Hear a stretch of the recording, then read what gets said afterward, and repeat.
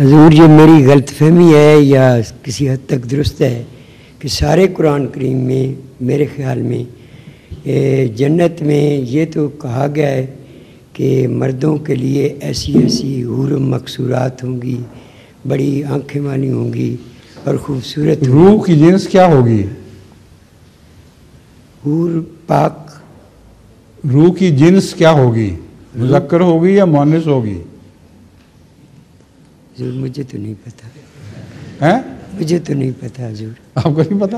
جی قرآن کریم فرماتا ہے یا ایتھا النفس المطمئنہ ارجعی الی ربک راضیۃ مرضیہ، اے نفس مطمئنہ، اور خطاب مؤنث کو ہے، تو اپنے نفس اپنے خدا کی طرف راضیہ مرضیہ، یہ بھی عورتوں والے خطابات ہیں، تو راضیہ مرضیہ اپنے رب کی طرف لوٹا۔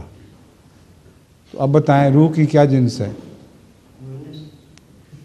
روح کی مؤنث جنس ہے، مؤنث بنی۔ لیکن فادخلی فی عبادی وادخلی جنتی، یہ حصہ بھی پڑھیں۔ اللہ تعالیٰ فرماتا ہے بس تو میرے بندوں میں داخل ہو جا۔ تو اس کا مطلب یہ ہے کہ اس آیت نے یہ مسئلہ حل کر دیا، روح کی کوئی جنس نہیں ہے۔ ایک طرف اس کو مؤنث قرار دیا جا رہا ہے، دوسری طرف فرمایا جا رہا ہے میرے بندوں میں داخل ہو جا۔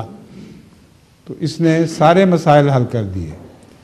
ٹھیک، روح کی کوئی جنس نہیں۔ جنسیت میں ایسی باتیں ہیں جو روح کے ساتھ تعلق نہیں رکھتی، اس لیے مردوں کی روح ہو یا عورتوں کی روح ہو، سب کو حوریں ملیں گی۔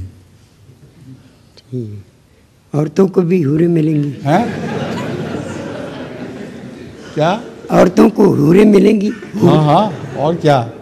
وہ بھی مرد؟ جب روح جنسی کوئی نہیں ہوگی تو پھر حور سے مراد بھی کوئی عورت نہیں ہے۔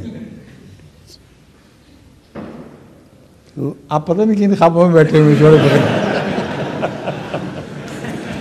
وقت ہو گیا اب نماز کا۔